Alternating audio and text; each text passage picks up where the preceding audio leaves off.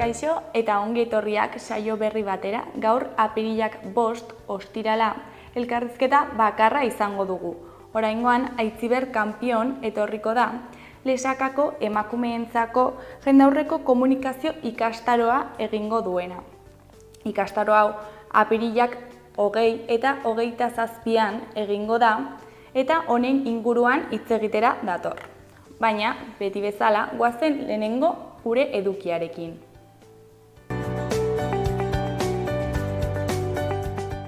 Goazen orain gaurko efemerideekin. Gaurko egun batean, 1900 eta 1971an, 353 emakumeek publikoki adierazi zuten abortatu zutela. Simeon de Beauvoirren ekimenez. Urte batzuk geroago, 1900 eta 1976an, Segoviako espetxetik ihes egin zuten 29 presok, gehienak etako kideak. Egun berean, baina 1900 eta 1989an, Esteban Nieto Euskal Presoaren ospitaleko ohera kateatu ziren ekintzaileak. Eta bukatzeko, 2003 urtean, Bardeetako tiro eremuan sartu ziren 7 ekintzaile Irakeko gerraren aurkako protestan.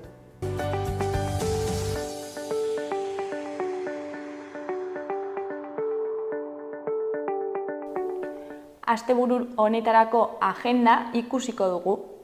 Ostiralean, arratsaldeko 8etan Gaiarre antzokian ez naiz inoiz Dublinen egon antzezlana ikusteko aukera izango da. Elena, alaba gazteena, Londresetik itzuliko da. 3 urtean harremanik izan gabe egon eta gero. Eta, azkenean, Eguberri gaua elkarrekin ospatuko dute. Hala ere, Elena ez da bakarrik etorriko, Zindirekin baizik. Denek ezagutu nahi duten irlandar neska lagunarekin. Onartu ala baztertu egingo dute gonbidatua. Eldarniozko gau horretan bakoitzak bere fantasiak eta miseriak utziko ditu agerian. Sarrerak 10 eurotan eskura daitezke. Ostiralean ere, Salaketa Nafarroak kontzertuak antolatu ditu Burlatako Euskal Herria Peñan. 10 musika talde ezberdin arituko dira oholtza gainean. Kontzertuak doakoak dira eta tabernan lortutakoa jasoko du Salaketak. Taldeen artean, DJ Raimi, Broken Brothers Brass Band, Las Tipex edota Basajaun arituko dira. Arratsaldeko 6:30 hasiko dira kontzertuak. Larunbatean, Berunezko soldadutxoa itzal eta txontxongilo antzerkia egongo da Iturramako Zibiboxean. Ikuskizuna nahasketa perfektua izango da bunraku teknika japoniarrak mugitutako txontxongiloen magiaren eta itzaleko antzerkiaren ilusioaren artean. Hans Christian Andersen ipuin ospetsua publiko orokorrari hurbiltzeko. Antzerkia arratsaldeko 6:30 izango da eta sarrerek 3 euroko prezioa izango dute. Igandean, Zizur Nagusiko Kultur Etxean superheroien familia filma pantailaratuko dute. Hedwigek 11 urte ditu eta bere aitaren superheroi mozorroa txikiagotu egin du.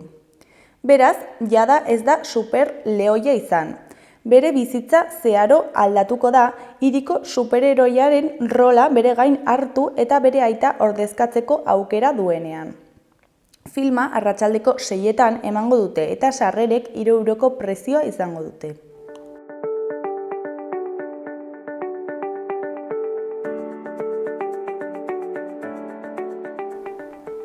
Ikus dezagun gaurko egunkarien azalek zer dioten.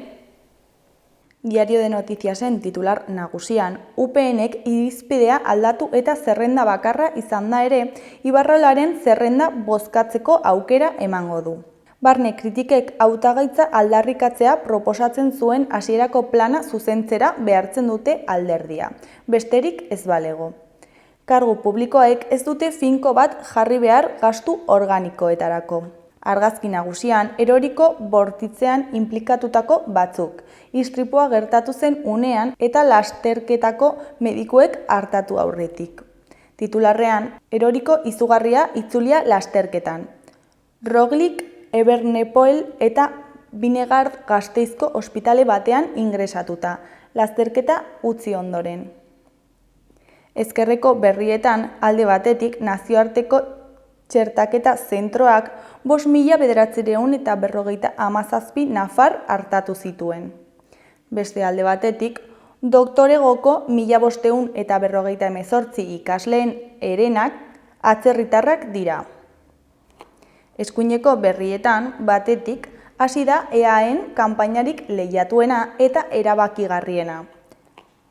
Bestetik, arkitekto teknikoek etxebizitzak erosteko aholkuak emango dituzte. Hori koloreko berrietan, alde batetik, torilero bat izango da 2024ko zezen feriaren kartelaren protagonista.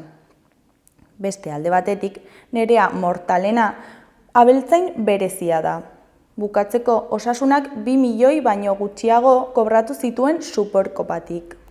Diario de Navarraren titular nagusian, Nafarroako 80 enpresak 3.558 lanpostu sortzea lortu dute 3 urtean. Gaztela enpresak deitzen zaie, oso denbora gutxian azkar hasi direlako. Argazki nagusian, Binegard ohatilan eta oxigenoarekin. Atzo iritsi zen Gasteizko Txagorritxu ospitaleko larrialdietara. Titularrean, astindua txirrindularitzan. Bingegardek, Roglinzek eta Eberpoelek itzulia utzi dute. Ola eta jeisten ari zirela eroriko izugarri baten ondorioz. Eskuineko berrietan, alde batetik, indarkeria matxistaren 3 biktima eraso baten muturreko arriskuan daude. Bestetik, Nafarroako nekazaritzak lortu nahi duen Arabako fiskalitatearen gakoak ditugu. Bukatzeko, Iruñean negozio berri bati ekiteko eta irekitzeko ilusioa. Goiko berrietan, batetik, torilariari eskainitako kartela zezen feriarako. Bestetik, Maialen Gurbindo eta bere 20 alter ego. Azkenik, Mertxe Izal 34 metroko gol bikaina. Gara egunkariaren titular nagusian, EH Bilduk irabaziko luke eta EAJak eta PSEek ez lukete gehiengoa lortuko. Aztikerren inkestaren arabera, ezker soberanistak azken urteetako hauteskunde liskartsuenak irabaz ditzake eta EAEko mapa politikoa irauli. Argazki nagusian, Bingegard txirrindularia dugu. Titularrean, eroriko latzak ospitalera eraman du Bingegard. Erdiko berrietan, alde batetik, Iñaki Iriondoren analisia dugu. Alderdi bakoitzak bere mamuak dituen kanpaina bat dugu. Bestetik, Ramon Solaren erreportaia daukagu. Estatuaren biktimak onartutako 372 kasu eta lege bat tituluarekin. Beheko berrian, Atletikeko jokalaria den Unai Gomezen hitzetan, ametsa izaten ari da, azken kolpea ematea falta da. Ezkerreko berrietan, alde batetik, presioa Bideni eta Netanyahuri Gazako izugarrikeriaren aurrean. Beste alde batetik, artefaktua atala daukagu. Kabakas kasua eta polizia ereduari buruzko eztabaida. 2012ko apirilaren 5ean, Inigo Kabakasek bizia galdu zuen Atletiken garaipena ospatzen ari zela jasotako pilotakadaren ondorioz. Agindu zuzen bati erantzuten zion pilotakada bat. Berriaren titular nagusian hasi da hauteskunde kanpaina. EAJaren eta EH Bilduren arteko lehia nork irabaziko argitu zain. Gasteizen egin dute lehen ekitaldia EAJak eta EH Bilduk. Bilbon PSEek, PPek eta Podemosek eta Donostian Sumarrek. Osasun sistemaren arazoak eta gabeziak konpontzea izango dute alderdi politikoek hauteskunde kanpainako ikurretako bat. Argazki nagusian, Jonas Bingegard zelaian etzanda eta Primoz Roglic maillot horiarekin zangan eserita, errepide bazterrean. Titularrean, tropeleko izar nagusiek utzi egin dute itzulia, erori eta min hartuta. Primoz Roglic, Remco Evenepoel, Jonas Bingegard eta Jay Bain besteak beste erori egin dira Aramaion. Neutralizatu egin dute etapa eta iesean ziren 6 artean Meintjes nagusitu da. Goiko berrian, Palestina, Sahara eta Ukrainako gatazkak giza eskubideen Donostiako zinemaldian egongo dira. Eskubiko berrietan batetik Iñaki Lazkanoren hitzetan Gasteizko udalak ez badu irtenbiderik ematen, ezingo dugu jarraitu proiektuarekin. Bestetik, Errusiaren mehatxupean egin ditu NATOk 75 urteurreneko ospakizunak. Jarraian, Txamba Seiniren hitzetan, gerrak inoiz ez dakar ezeronik, baina armak hartu behar izan ditugu berriro, bakea lortzeko. Euskal Herria Irratiaren titular nagusian, apirilaren 28an ospatuko da Nafarroaren eguna. Egun handiaz gain, kultur egitarau zabala antolatu du Baseizea elkarteak hilabete osorako. Eskuineko berrietan alde batetik ez naiz inoiz Dublinen egon, komedia taularatuko dute bihar Gallarren. Beste alde batetik Martin Cervantes Tuli musikariaren bidiskografia. Chill Mafia taldeko produktore eta La Txama taldeko gitarrista Tuli musikaria Metropoli Foralean izan dugu. Bere bizitzan zehar esanguratsuak izan diren 10 kanta bildu dizkigu. Haren bidiskografia osatu du. Hemen duzue entzungai.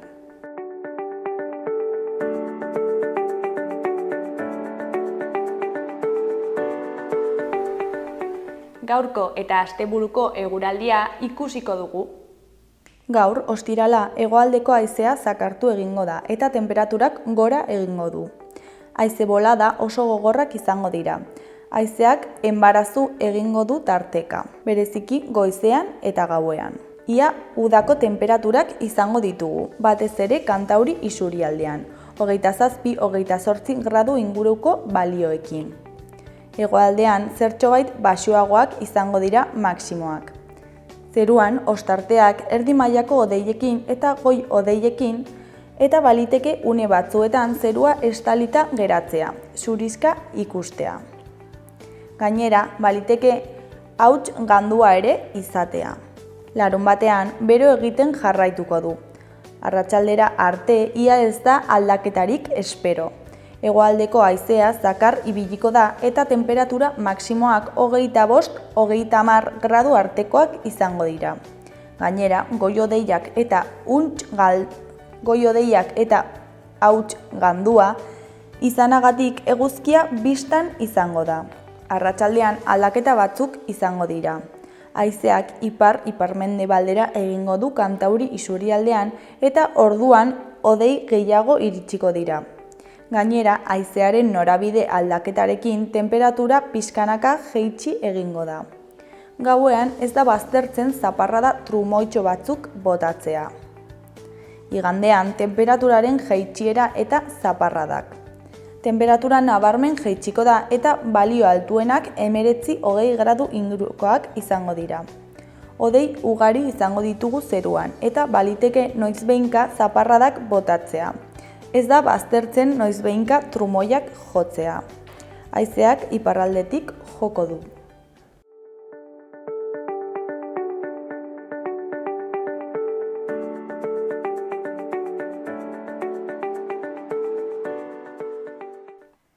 Kaixo eta ongi etorriak gaurko elkarrizketara oraingoan Aitziber kanpionekin gaude. Kaixo, zer moduz?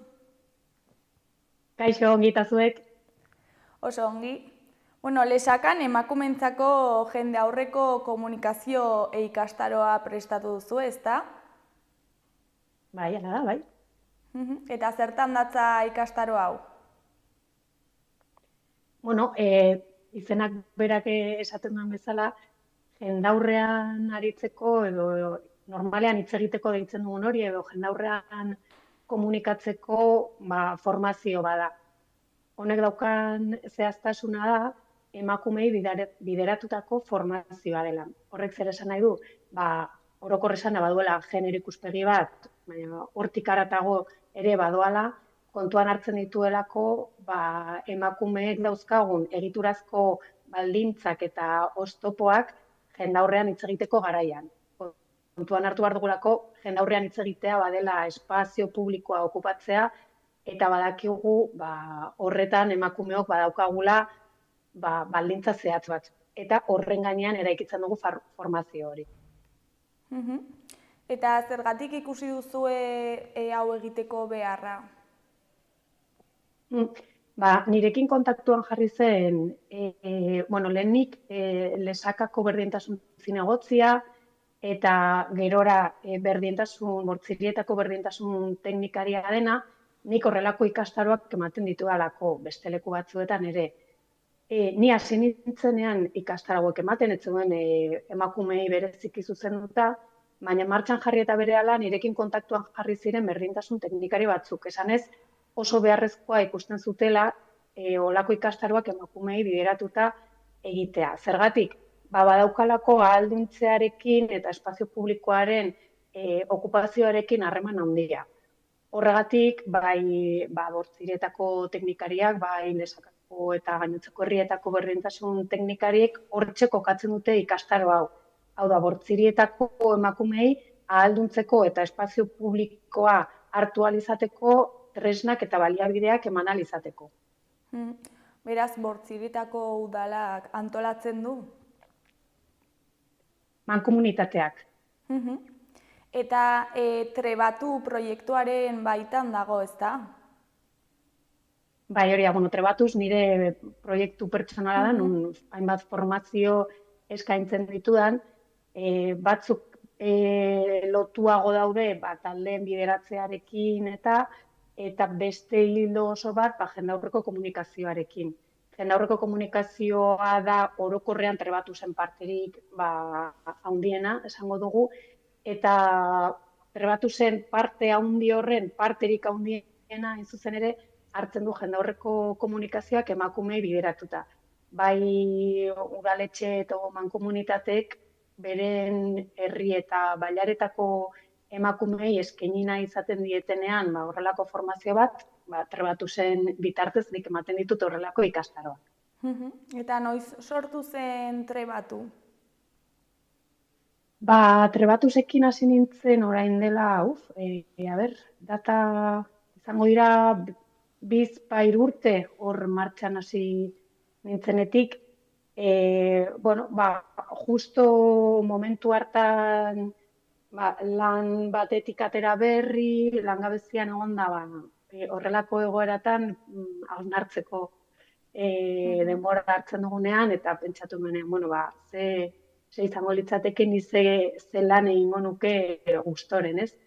Eta, badaukat ibilbidetxo bat formazioetan eta euskaltegiko irakaslea ere izan nintzen, eta alde hori beti oso motibagarria izan niretzat, eta bestetik neukan esperientzia minimo bat jendaurreko komunikazioan, esaten den bezala, tokatu izan zaidalako, eta tokatzez trebatu izan dudalako nire burua, gustora sentitu naiz delako eta disfrutatzera ere iritsi naizelako. Orduan, bi baldintza horiek elkartu ziren, eta pentsatu nuen, nuela ekarpen bat egiterik zentzu horretan. Hau da, jendaurreko komunikazioan nik bezain beste disfrutatzen ez duten pertsona batzuei, eskaintzen alniela laguntza bat, egoera horiei aurre egiteko ez bakarrik plaza handiak eta ez bakarrik areto beteak, baizik eta, bileratan, jendeak gaizki pasatzen du bileratan parte hartzeko, edo, beste espazio batzuetan, eta pentsatu nuen, nuela hortxe ekarpen bat egiterik. Eta ikastarora bueltatzen, zer nolako ekintzak egingo dira bertan? Bai, nik planteatzen ditudan ikastaroak oso dinamikoak eta praktikoak izaten dira. Saiatzen naiz egiten ditudan proposamen teorikoak, nolabait esateko, dinamiken bitartez lantzen. Hortaz, badaukagu alde batetik orokorra dena jendaurreko komunikazioari dagokiona, bai teoria eta bai praktika oso modu dinamikoan planteatzen ditut, eta emakumei zuzenki bideratutako hau bezalako ikastaro horietan sartzen duana da ere hausnarketa. Eta hausnarketa hori ere, bai kolektiboan eta bai individualean egiteko hausnarketa hori, modu dinamiko eta partartzailean planteatzea gustatzen zait. Beti ere kontuan hartuta ikastaro hauetan, edozein ikastarotan, egia esan, niretzat oinarrizko baldintza bat dela jendea gustora eta eroso sentitzea ikastarotik alik eta frutu gehien ateratzea. Orduan, ikastaro honetan aurkituko duguna izango da, giro eroso eta seguro bat gure esperientziak konpartitzeko, eta nik eramango ditut proposamen batzuk uste dudanak interesgarriak izan daitezkenak, jendaurreko komunikazio hori lantzen joateko, trebatzen joateko, eta batzuk izan dizaketen beldurrak pixka bat arintzeko, eta dauzkagun gaitasuna batez ere garatzen joateko. Eta zein da gakoa giro eroso bat sortzeko? Lehenik eta behin, ikastaroaren edukietan sartu baino lehen, horrixe berari denbora bat eskaini. Hau da, espazio bat ez da segurua, nik esaten dudalako espazio hori segurua dela. Behar dira akordio batzuk eta konpromiso batzuk. Eta horretarako ikastaroaren lehen egunaren 2 egun izango dira. Lehen egunaren hasieran eskainiko diogu ordu laurdentxo bat, hain zuzen ere espazio hori seguru izateko ze baldintzak bete behar diren hausnartzeko. Eta baldintza horiek betetzeko ze konpromiso hartzen ditugun bertan gauden kideok. Izan daitezke, konfidentzialtasuna, hau da, ikastaro horren espazioan konpartitzen diren esperientziak hor geratzen direla, edo izan daiteke ematen ditugun iritziak modu pertsonalean adierazten ditugula, ez dugula orokortasunik esaten denok zaku berean sartzeko, ulertzen dugulako bakoitzak baduela bere esperientzia eta bere iritzia, eta baita konprometitu gaitezke botatzen diren iritzi eta esperientzia guztiak entzuketa malgu baten bidez jasotzera. Hau da, nik nire buruari erronka bat egitea, entzuten dudan hori egon ados edo ez egon ados, jasotzeko eta saiatzeko ulertzen pertsona horrek nondik adierazten duen. Horrelako konpromiso batzuk hartzen baditugu, errazten du, gero espazio horretan parte hartzen duten pertsona guztiek modu seguruan eta modu erosoan parte hartzea. Eta aipatu duzu 2 saio izango direla, ezta? Noiz izango dira? Bai, izango dira apirilaren, markatu buruz ari naiz, apirilaren larunbatak dira, 23 eta markatu momentu bat, begiratuko dut. 20 eta 27, barkatu, apirilak 20 eta 27, goizeko 10:02 Lesakako kulturretxean. Eta zenbateko iraupena izango dute? Saio bakoitzak 4 orduko iraupena dauka, barkatu 3 ordu terdikoa, 10:00-tik 1:30. Eta zerbait eraman behar da bertara, edo bertan daukazu ja material guztia? Beharrezko izango den material guztia, eta gutxi izango da beharko dugun materiala, eramango dugu. Parte hartzaileek eraman behar duten gauza bakarra, eta oso ohikoa da horrelako saioetan, eraman beharreko bakarra disposizioa da. Parte hartzeko gogoa, eta bertan goiz probetxuzko, goiz bat pasatzea, eta goixo bat pasatzea. Eta parte hartzeko aurretik izena eman behar da?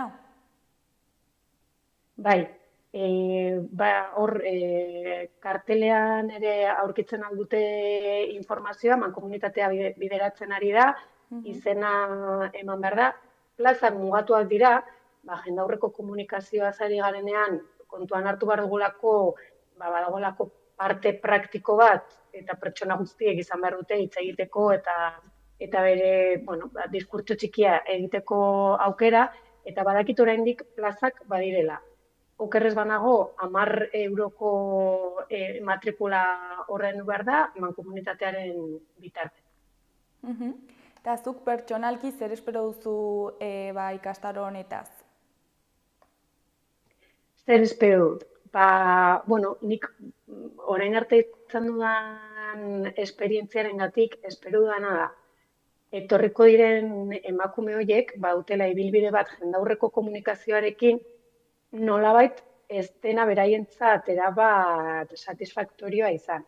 Arrazoi oso ezberdinengatik gainera, egongo dira bileretan iritzia ematera ausartzen ez direnak, bileretan parte hartzen dutena, baina ez direnak ausartzen. Beste batzuk ez direnak horrelako espazio publikoetan parte hartzera ausartzen. Hau da, joatera ere ausartzen ez direnak. Beste batzuk laneko kontuak izango dituzte. eta zailtasunak izango dituzte, edo identifikatu dituzte lanean hainbat azalpen emateko. Egongo dira horrelako esperientzia pila bat oso ezberdinak izango direnak, eta nik espero dut ikastaroaren lehenengo partean oinarri bat jartzea eta identifikatzea nola zailtasun eta oztopo horiek guztiak baldintza berberetan oinarritzen diren.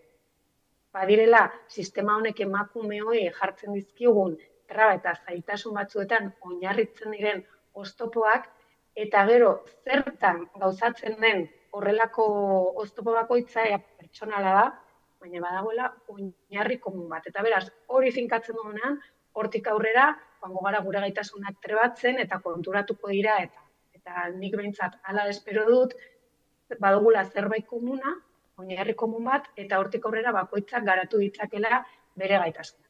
Hori da, espero dudana eta uste du gertatuko dela. Eta, bueno, ja bukatzeko, zerbait gehiago komentatu nahi duzu, zerbait utzi dugu?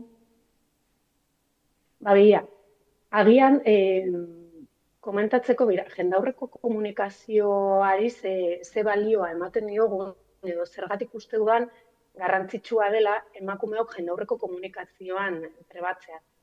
Jendaurrean aritzea eta espazio publikoa hartzea badauka balio soziala, badauka balio politikoa eta badauka balio ekonomikoa. Eta orduan, jendaurrean komunikatzeko trabak ditugun heinean, balio horietara hurbiltzeko zailtasunak ditugu. Pentsa, adibidez, lan elkarrizketa batera joateko garaian, ze seguridadearekin edo ze gaitasunekin joaten garen, eta horrek erraztuko du lan bat izatea. Edo kolektibo bateko parte baldin bagara, eta gure iritzia azaldu nahi dugunean, eta beste jende bat konbentzitu nahi dugunean, iruditzen zaigulako garrantzitsua dela, ze inportantea izan daiteken jendaurrean komunikatzeko gaitasuna garatuta izatea. Horregatik uste dut ez dela batere espezifikoa jendaurreko komunikazioan trebatzea behar duten pertsonak. Baizik eta guztiok behar dugula eta bereziki emakumeok espazio publikoa hartzeko, berrartzeko eta okupatzeko egin nahi dugun bide horretan, oso oinarrizko gaitasunak iruditzen zaizkit jendaurrean komunikatzeko gaitasunak. Uste duzu gai honetan gutxi lantzen dugula komunikazio gaietan? Bueno, gutxi edo begira, nik beti esaten dut, komunikazioa zerbait oso primarioa da, pertsonen arteko komunikazioa, eta beraz oso intuitiboa da. Orduan, gertatzen da, egiten da, eta esango nuke egiten dela oso modu intuitiboan. Eta emakumeok ere bai, horrelako espazioetan, eta kazetariok ere ziurrenik bizi dituzuela horrelako egoerak, uste dut egiten dugula modu intuitibo batean. Iruditzen zait, hori, eraginkorragoa izateko modu ordenatu, sistematikoa eta egonkor batean eginda, eta helburu batzuekin eginda, emaitzak biderkatuko liratekela, iruditzen zait bai.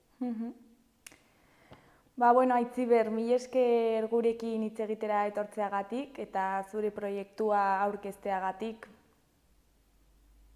Zuei mila esker tarte hau eskaintzeagatik eta nahi duzuen arte.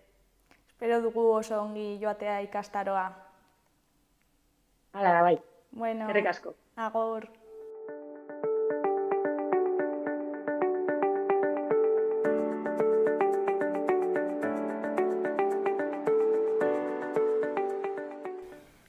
Gaurkoz hau izan da dena, astelehenean itzuliko gara eduki eta elkarrizketa berriekin. Asteburu oso ona pasa. Agur!